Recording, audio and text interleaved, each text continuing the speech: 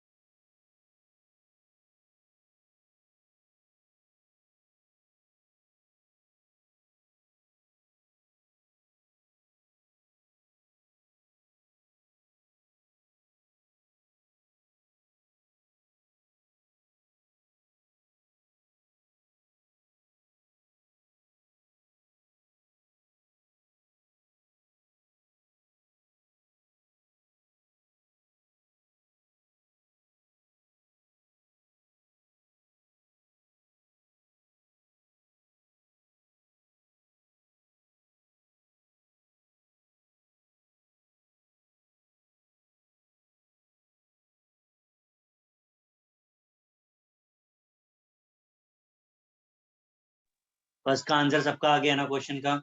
Yes sir. Yes answer तो जिसने भेजा है सबने सही भेजा है। हमें NH4OH का निकालना है, तो क्या करेंगे इसके लिए? NH4OH आपको फाइंड करना है, तो NH4Cl plus NaOH minus NaCl, यही किया है। Yes sir. वैल्यूज पुट कर देते हैं, 129.8 प्लस 217.4 माइनस 108.9, करो तो सॉल्व कितना आया?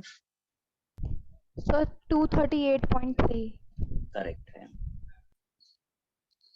अब आपको क्या चाहिए था? अल्फा।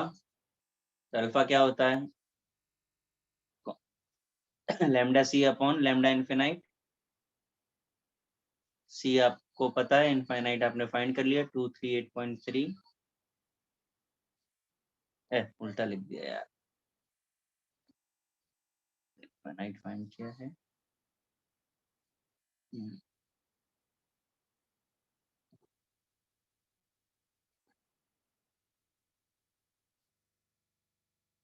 238.3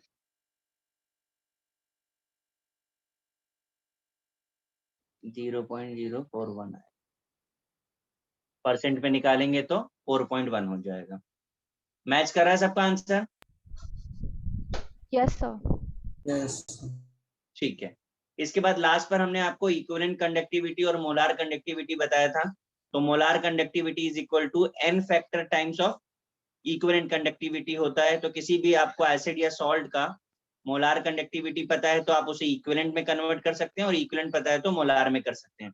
ये रिलेशन आप याद रखिए। Then after effect of dilution है कंडक्टिविटी की अगर हम बात करें, ठीक है, kappa decreases with dilution because number of ions per unit of volume solution decreases।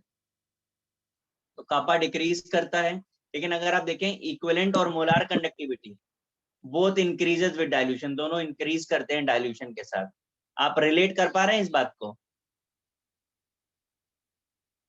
ये तो फॉर्मूले से ही है, आप अगर ध्यान दें तो हमने ये वाला फॉर्मूला पढ़ा था, बाई नॉर्मेलिटी, और एक ये पढ़ा था हमने मोलारिटी। याद आ रहा है ये formula?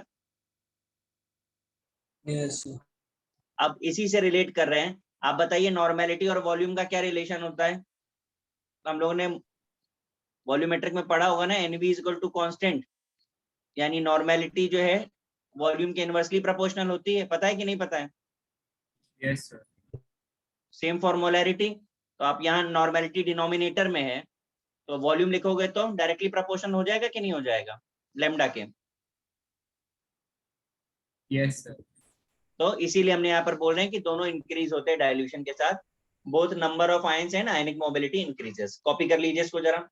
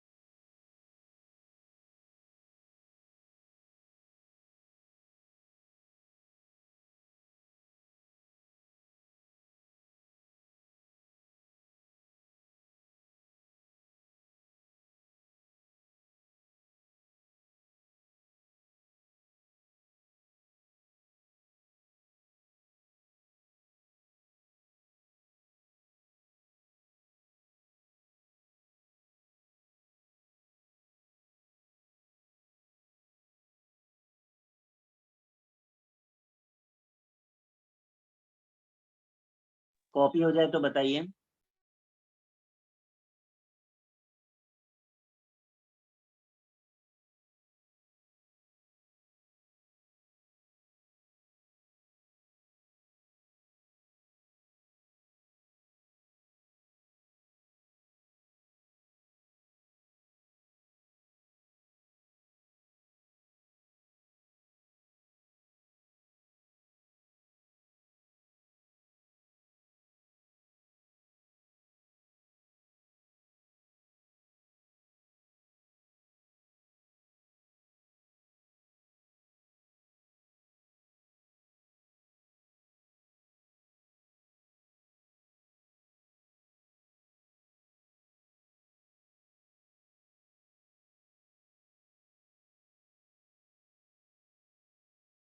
Done, sir.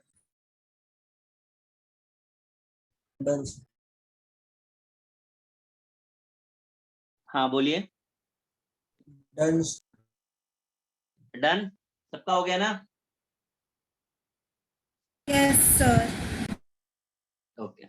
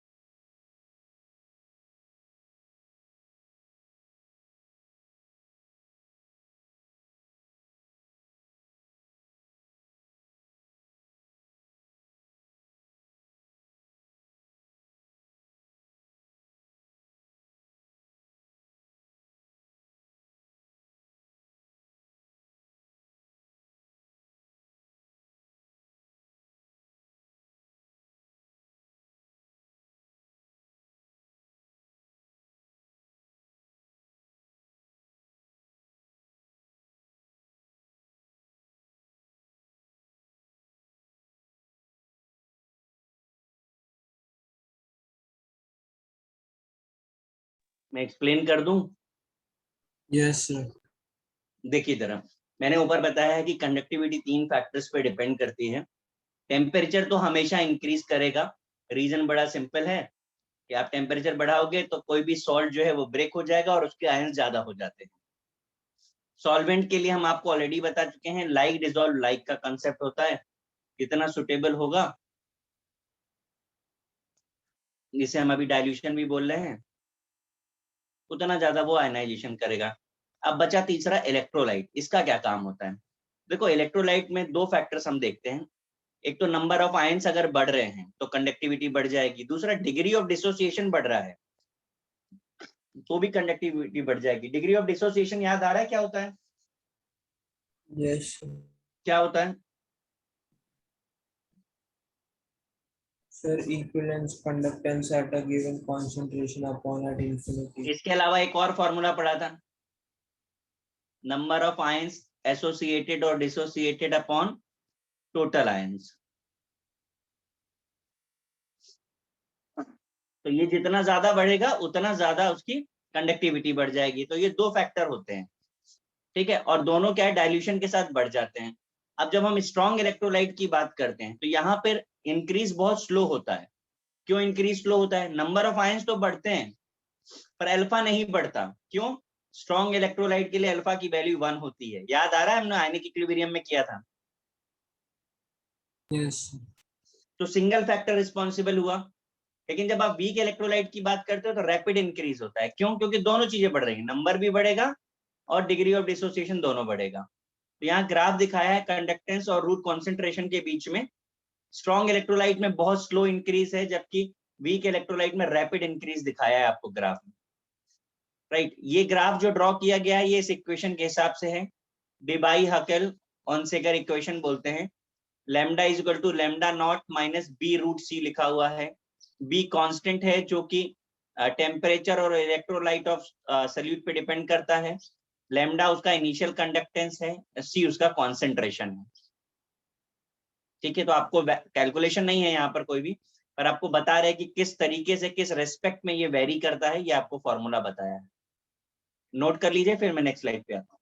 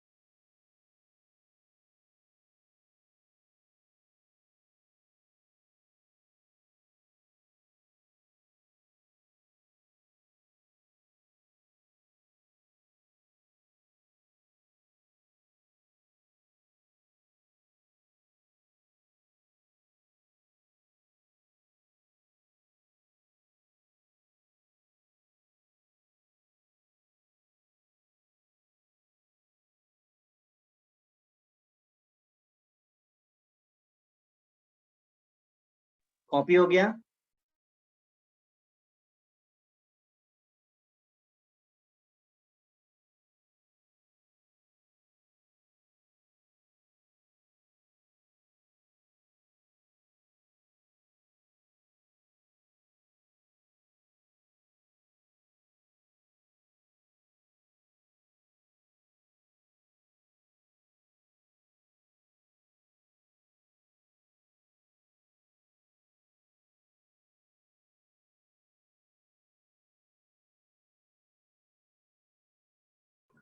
Yes, sir. मैंने रिप्रेजेंटेशन बताया था इक्विवेलेंट और मोलार कंडक्टेंस का।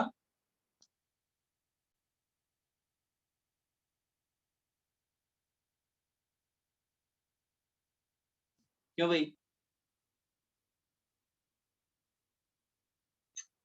किसी को याद ही नहीं है कुछ?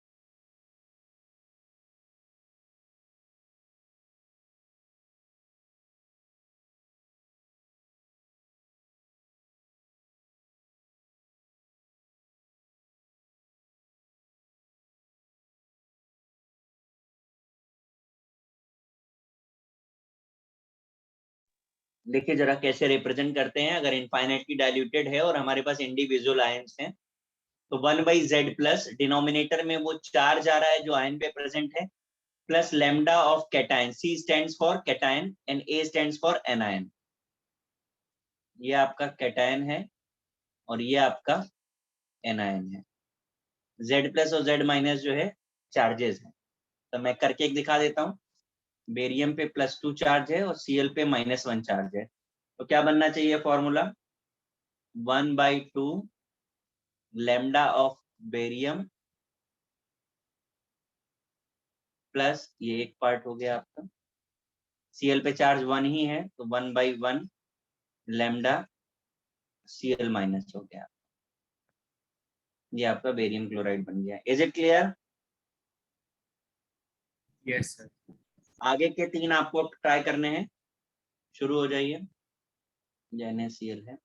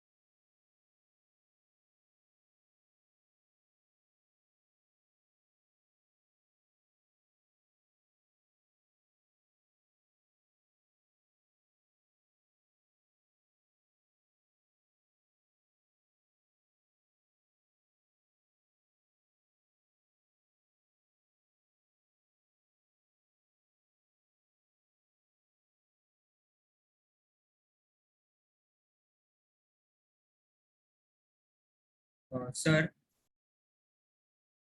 हाँ सर आपने जो पहले जो फॉर्मूला बताया था ना कि lambda infinity equals to lambda का tan प्लस लैम्डा है, हाँ, वो किसके लिए था? वो कोलार्स लॉ था, वो स्टैंडर्ड आपको बताया गया। अब हम आपको बता रहे हैं मोलार कंडक्टेंस है तो कैसे करना है और इक्विवेलेंट कंडक्टेंस है तो कैसे करना है। सम तो करना है, पर किसका सम किस तरीके से करना है वो यहाँ पे बता रहे हैं। Okay sir.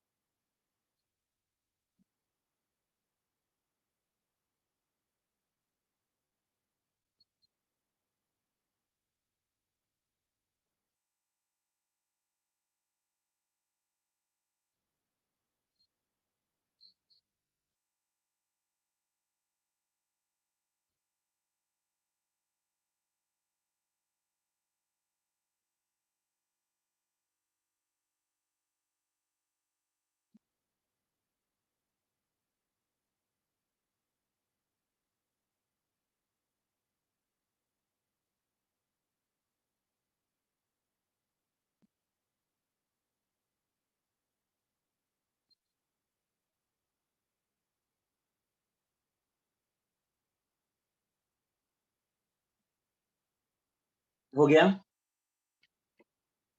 बताएंगे एल्युमिनियम क्लोराइड का क्या बन रहा है।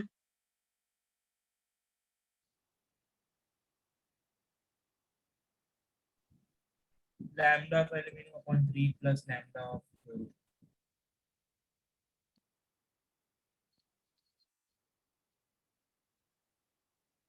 ये बना NaCl के लिए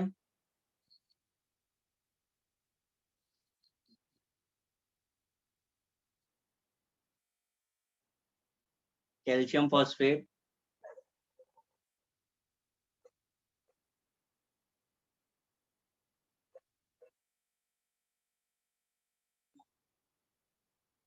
one by two lambda for calcium plus 1/3 lambda phosphate. Match कर रहा है ये, क्यों भाई? यस।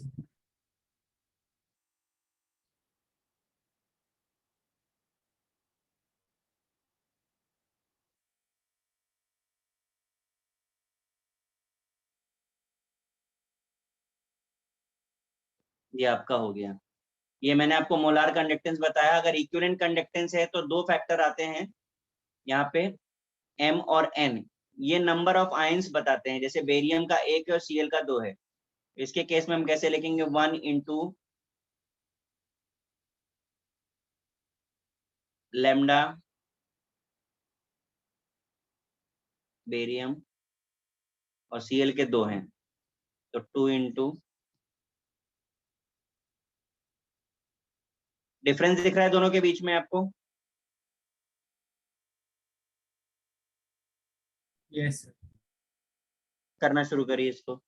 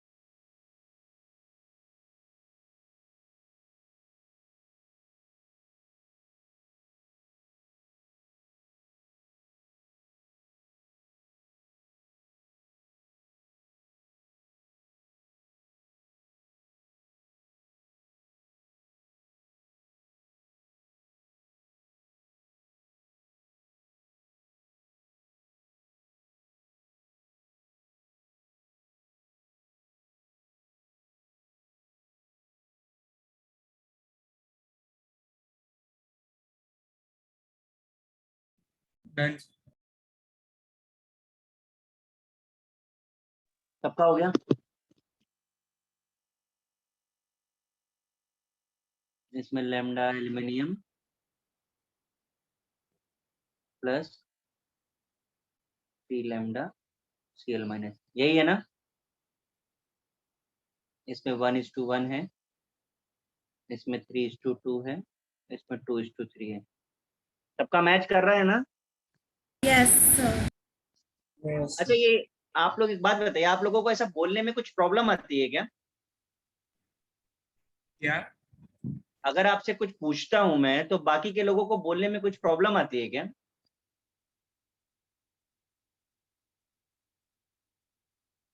no, sir. तो आप लोग आंसर क्यों नहीं करते हो? अगर वैसे ही तुम लोगों को करना है एकदम म्यूट रह करके, तो फिर वीडियो लेक्चर ही देखा करो, जरूरत नहीं है लाइव रहने की। ऐसे ही बन जाओगे डॉक्टर, हाँ? म्यूट रह के डॉक्टर बनोगे?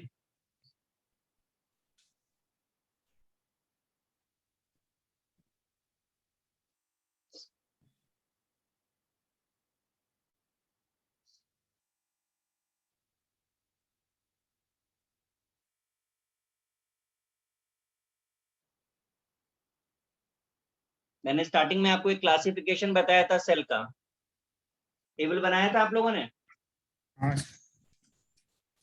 किसमें डिवाइड किया था उसे? इलेक्ट्रोलिटिक और इलेक्ट्रोलिटिक और इलेक्ट्रोकेमिकल। Yes, sir. फिर इलेक्ट्रोकेमिकल को किसमें डिवाइड किया था? केमिकल और कॉन्सेंट्रेशन। एग्जैक्टली तो मैं आपको बस वही रिकॉल करा रहा हूं कि अब हम लोग उसी तरफ हैं। इलेक्ट्रोलिटिक वाला हमारा हो गया है,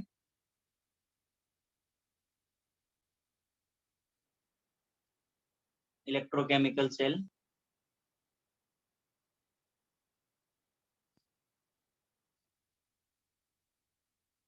जिसके 2 पार्ट्स थे।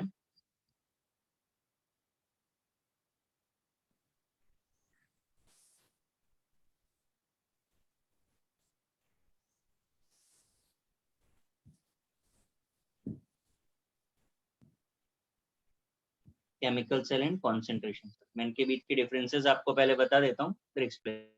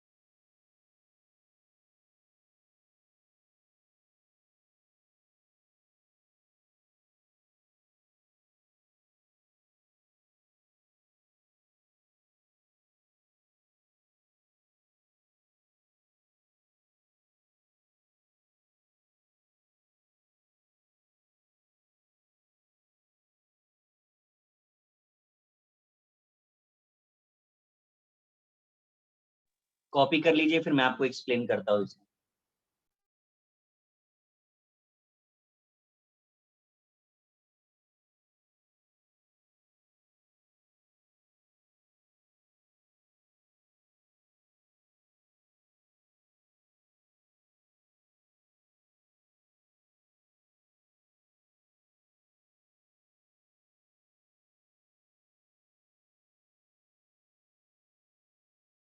सर वो एग्जांपल क्या लिखा है कंसंट्रेशन सेल का?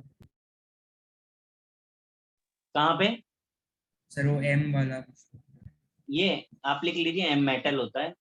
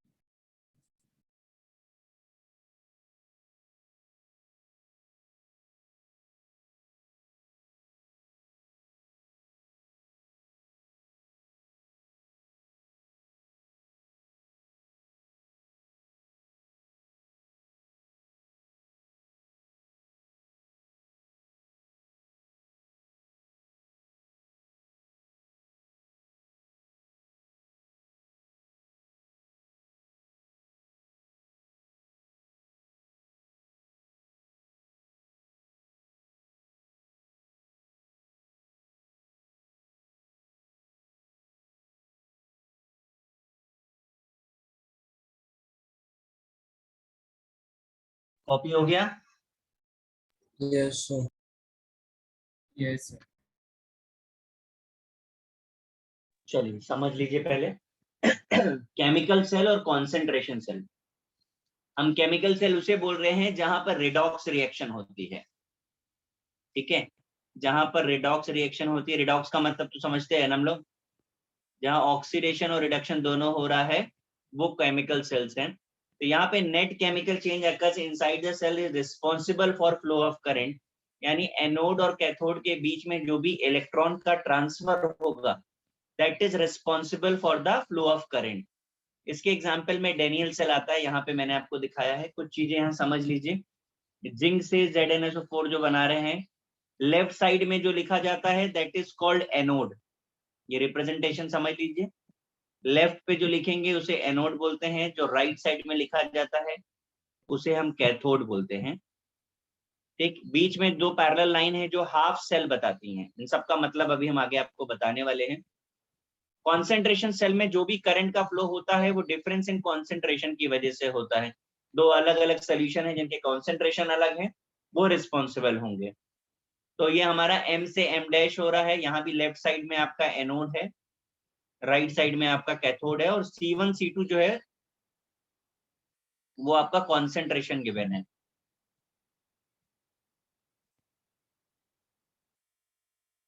ठीक है, फिर इसके बाद यहाँ पर जो भी डिक्रीज इन फ्री एनर्जी यानी जो भी डेल्टा जी डेवलप होता है वो रिडॉक्स रिएक्शन की वजह से होता है। तो रिडॉक्स रिएक्शन जो है वो रिस्पॉन्सिबल होती है, जैसे मैंने इनिशियली आपको बोला था। यहाँ पे जो भी आएगा वो डिफरेंस इन कॉन्सेंट्रेशन की वजह से डेल्टा जी डेवलप होगा, वो अभी आगे कैलकुलेशन में यूज होने वाला है। इसके बाद किसे एनोड और किसे कैथोड बनाए, तो जिसका ऑक्सीडेशन पोटेंशियल ज्यादा होगा वो एनोड होगा।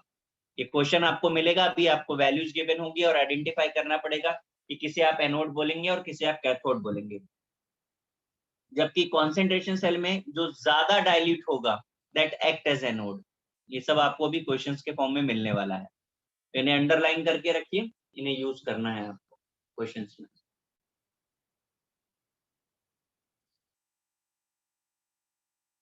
मैं पेज चेंज करूं? हो गया है? Yes sir.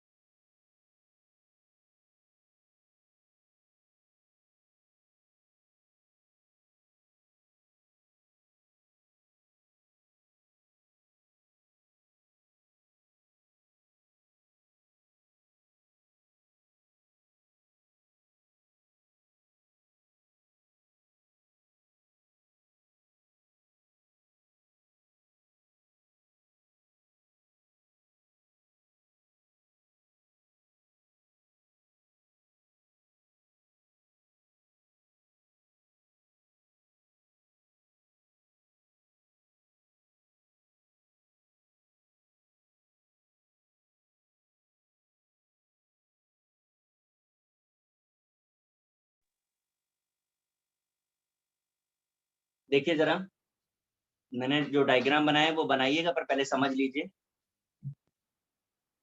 केमिकल सेल्स दो तरीके के हैं, अब तो डायग्राम आपके सामने है। एक सेल ऐसा जिसमें एक ही चैम्बर में, एक ही वेसल में जो है एनोड और कैथोड दोनों प्लेस्ड हैं, तो वो डायरेक्ट कांटेक्ट बोलते हैं, डायरेक्ट सेल बोलते हैं। अगर वो सेपरेटली हैं तो उसे हम इनडायरेक्ट बोलते हैं। डायरेक्ट सेल मैंने आपको दिखाया है, यहाँ पर आप चेक कर लीजिए। जिंक आपको दिख रहा है और जिंक के अंदर कॉपर सल्फेट का सोल्यूशन हमने डाला हुआ है, ठीक है। तो यहाँ जो रिएक्शन इन्वॉल्व हो रही है कि जिंक को जब आप कॉपर सल्फेट सोल्यूशन में डालते हो तो after some time this become ZnSO4Cu। तो आप देखिए जरा रिएक्शन में, थोड़ी देर के बाद जिंक क्या होता है, जिंक के ऊपर कॉपर का डिपोजिशन हो जा रहा है और जिंक क्या हो रहा है, डिसॉल्व हो रहा है। तो रिएक्शन एक्सोथर्मिक है। कॉपर सल्फेट का कलर फेड होता है टाइम के साथ, क्यों? क्योंकि copper sulphate become zinc sulphate. Zinc strip start dissolving, zinc यहाँ से कम हो रही है और उसके ऊपर कॉपर का डिपोजिशन हो रहा है। ये सारे स्टेप्स आपको समझ आ रहे हैं डायरेक्ट सेल के? Yes sir. ये सब क्वेश्चंस पूछे जाते हैं, इसलिए इस बात को जरा समझ लीजिए अच्छे से, ठीक है ना। चलो इनडायरेक्ट सेल देखते हैं अभी हम लोग। इनडायरेक्ट सेल में दो चैम्बर्स हैं, एक एनोड और एक कैथोड। एनोड में जिंक डाला हुआ है ZnSO4।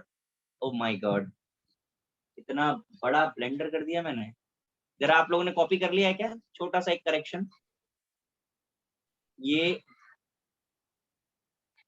उल्टा लिख दिया मैंने। जहां पर जिंक है वहां पर जिंक सल्फेट का सोल्यूशन है, और जहां पे कॉपर है वहां पे कॉपर सल्फेट का सोल्यूशन है, ठीक है। और ये दोनों चैम्बर्स अलग अलग हैं, जिसे हमने एक सॉल्ट ब्रिज के साथ कनेक्ट किया है। यू ट्यूब स्ट्रक्चर दिख रहा है आपको, इससे कनेक्ट करते हैं हम, राइट।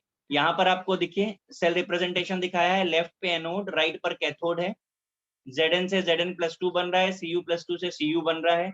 दोनों ही सोल्यूशन का जो कॉन्सेंट्रेशन है वो 1 मोलार है, स्टैंडर्ड कॉन्सेंट्रेशन हम इसे बोलते हैं 1 मोलार, जो हमने लेकर के रखा हुआ है, राइट।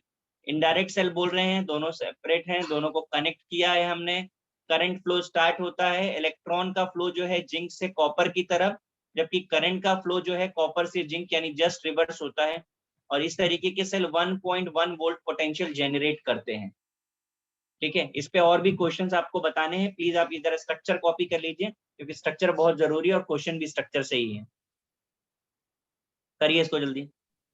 सर ये डायरेक्ट सेल में दोनों कनेक्टेड है क्या ऊपर से, मतलब? नहीं नहीं बेटा, वो तो हमने लेवलिंग करने के लिए लिख दिया, ऐसा कनेक्ट कहीं से नहीं है।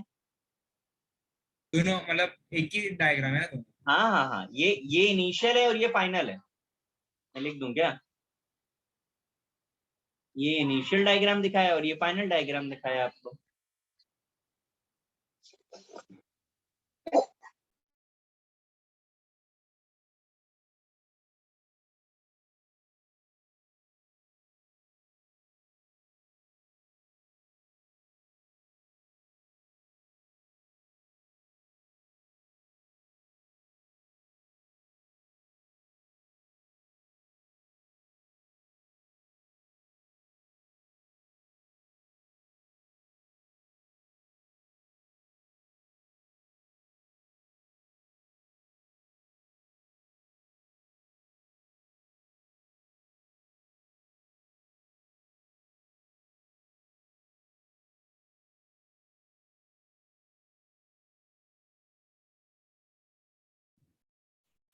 सर ये इसका मैकेनिज्म एक बार बता सकते हो आप? हाँ बिल्कुल, देखो जिंक एनोड की तरह बिहेव कर रहा है। सेकंड वाला का बोल रहे हो ना आप? हाँ। जिंक एनोड की तरह और कॉपर कैथोड की तरह बिहेव कर रहा है, ठीक है। जब ये सर्किट कंप्लीट होता है, कंप्लीट कैसे होता है? सॉल्ट ब्रिज के थ्रू कंप्लीट होता है। आयन एक्सचेंज करने का काम करता है सॉल्ट ब्रिज, राइट। तो Zn से, मैं यहाँ लिख रहा हूँ, Zn से Zn+2 का फॉर्मेशन, राइट। ये ऑक्सीडेशन हुआ, 2 इलेक्ट्रॉन, और Cu+2 से Cu, ये रिडक्शन हुआ, यहाँ से 2 इलेक्ट्रॉन। तो ये जो आपको फ्री इलेक्ट्रॉन दिख रहे हैं, ये ही रिस्पॉन्सिबल होते हैं करंट फ्लो के लिए, और करंट फ्लो के रिवर्स होता है इलेक्ट्रॉन का फ्लो। ये इसका मैकेनिज्म है, ठीक है ना? सर लेकिन ये Cu से Cu2 प्लस क्यों नहीं होता है? क्या चीज कह रहे हो? Cu से Cu2 प्लस नहीं होता, क्यों नहीं होता है? अभी अभी आपको डिफरेंस लिखाते समय बोला था कि स्टैंडर्ड ऑक्सीडेशन पोटेंशियल जिसका ज्यादा होता है वो एनोड बनता है, जिसका कम होता है वो कैथोड बनता ओके, यस सर। है ना? तो ये वही चीज, अभी हम आपको वैल्यूज भी लिखा देंगे। अभी स्पेक्ट्रोकेमिकल कह रहे हैं, रिएक्टिविटी सीरीज लिखेंगे तो आपको वैल्यूज के साथ समझ में आएगा कि क्यों एनोड है और क्यों कॉपर कैथोड।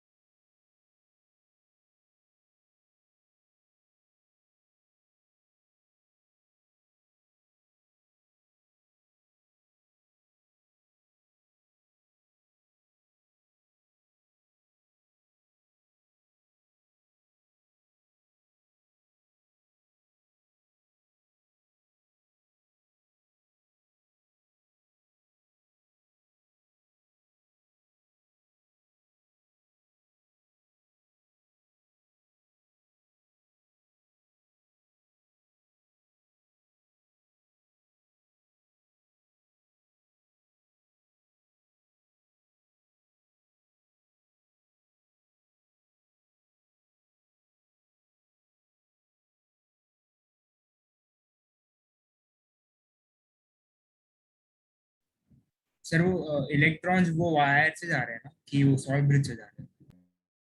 इलेक्ट्रॉन वायर के थ्रू जा रहे हैं और आयंस जो है सॉल्ट ब्रिज के थ्रू।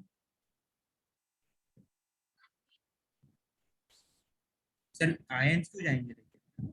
क्या चीज? आयन एक्सचेंज नहीं होगा तो सर्किट कैसे पूरा होगा? तो यहाँ पे भी डिपोजिशन वगैरह होगा क्या? हाँ हाँ, पर यहाँ उस तरीके का डिपोजिशन नहीं होता, वहां पे डिपोजिशन तो ये भी, इस सेल में भी आपका एनोड और कैथोड कंज्यूम तो होगा ही ना। आप देखिए, Zn से Zn+2, Cu+2 से Cu, तो कंज्यूम तो होगा ही ना, वरना तो फिर तो ये लाइफ लॉन्ग चलता रहेगा सेल, अगर कुछ कंज्यूम ही नहीं हो रहा है तो। यस।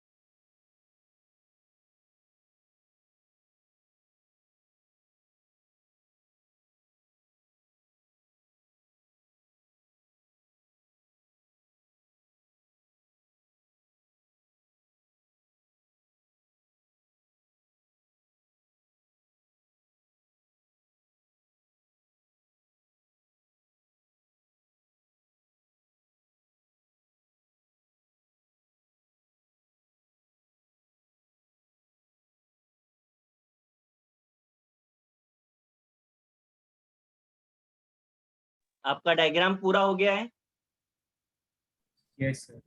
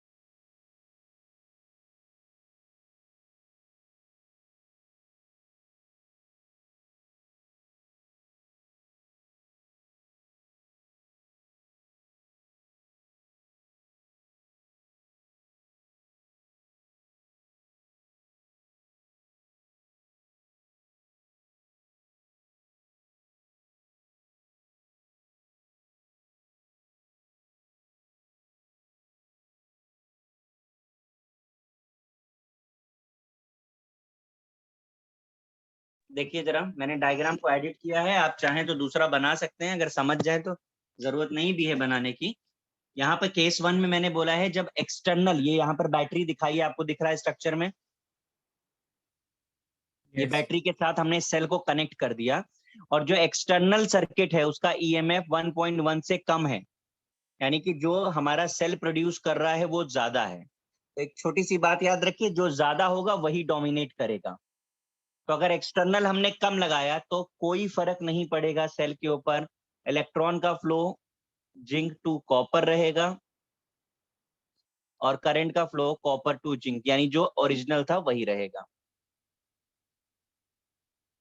बट अगर हमने एक्सटर्नल ज्यादा लगा दिया, 1.1 से ज्यादा, वो 1.2 या 1.3 या 1.4 लगा दिया, तो इलेक्ट्रॉन का फ्लो क्या हो जाएगा, रिवर्स हो जाएगा, क्योंकि आपकी डोमिनेट कौन कर रहा है, एक्सटर्नल वाला डोमिनेट कर रहा है। तो इलेक्ट्रॉन का फ्लो रिवर्स हो गया, कॉपर टू जिंक, और करंट का फ्लो जिंक टू कॉपर हो जाता है। केस नंबर 3, जब इक्वल हो जाए तो क्या होगा, कोई बताएगा? अगर इक्वल हो गया तो क्या होगा डायरेक्शन, बोलिए। बंद हो जाएगा। बिल्कुल बंद हो जाएगा, ना इलेक्ट्रॉन फ्लो कर पाएगा, क्योंकि पोटेंशियल डिफरेंस की वजह से ही तो करंट फ्लो करता है, और पोटेंशियल डिफरेंस 0 हो गया तो करंट फ्लो ही नहीं करेगा। तो इन 3 केसेस पे क्वेश्चन पूछे गए हैं। स्ट्रक्चर में आप चाहें तो एडिट करके बना ले, या एक आइडिया के लिए स्ट्रक्चर में इस तरीके से आप दिखा दें उसे सेपरेटली। आपको इस तरीके से डायग्राम बना करके ही क्वेश्चन पूछा गया है। सर एक बार समझाओ ना, मतलब रीजन समझ में नहीं आ रहा। हम ये कह रहे हैं कि हमने बाहर एक बैटरी के साथ कनेक्ट किया, ठीक है, और बैटरी का पोटेंशियल है ज्यादा, तो जिसका ज्यादा होगा वही डोमिनेट करेगा। तो अंदर वाला सेल हो गया वीक, तो अंदर वाला सेल अगर हो गया वीक तो फ्लो ऑफ करंट का डायरेक्शन बदल गया। क्यों पहले सर? फ्लो ऑफ, जो डोमिनेट कौन कर रहा है, डायरेक्शन वो मतलब डिसाइड करेगा। जिसका पोटेंशियल ज्यादा होगा डायरेक्शन वो डिसाइड करेगा।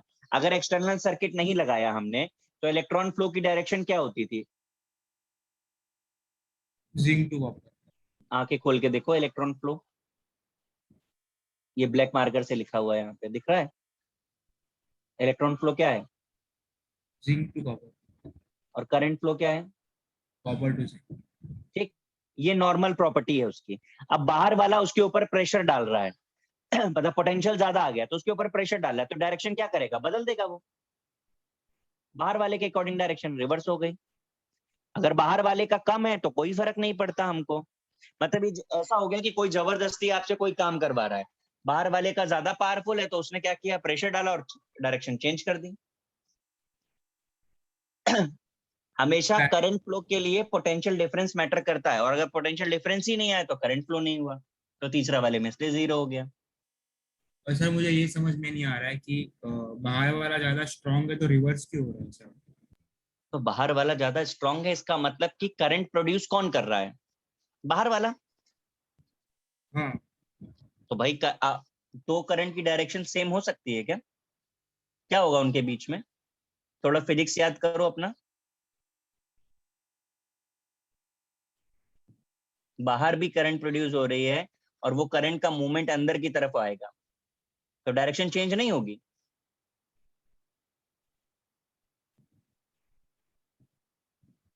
भाई कुछ समझ आ रहा है? नहीं सर। मैं कह रहा हूँ बाहर वाली ये यहाँ से कनेक्टेड है, अगर ये ज्यादा करंट प्रोड्यूस करेगा तो डायरेक्शन इनवर्ड हो जाएगी, इसका करंट अंदर की तरफ आएगा, अच्छा यस सर। तो अंदर की तरफ आएगा तो फिर वो क्या होगा, रिपल्शन नहीं होगा, तो डायरेक्शन चेंज नहीं होना चाहिए।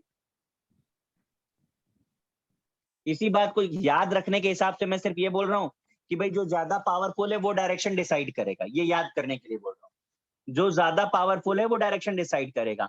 इनर सेल ज्यादा पावरफुल था फर्स्ट केस में, डायरेक्शन वो डिसाइड करता था, जिंक टू कॉपर कर दो। बाहर वाला पावरफुल हो गया तो डायरेक्शन बदल दिया उसने, और दोनों इक्वल हो गए तो no direction, no flow of current. तो ऐसा पावरफुल बोल करके सिर्फ याद रखने के लिए बोल रहा हूँ।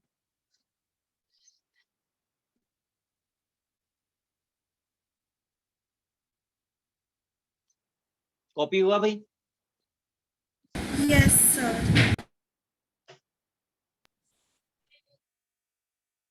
ठीक है, ये हो गया है आपका। अब आप लोग इनिशियल के 20 क्वेश्चंस आप लोग ट्राई करिएगा। इसके आगे का पार्ट जो है इलेक्ट्रोड पोटेंशियल का, वो मैं नेक्स्ट पे बताऊंगा आपको। तो नेक्स्ट हेडिंग आप डाल दीजिए इलेक्ट्रोड पोटेंशियल।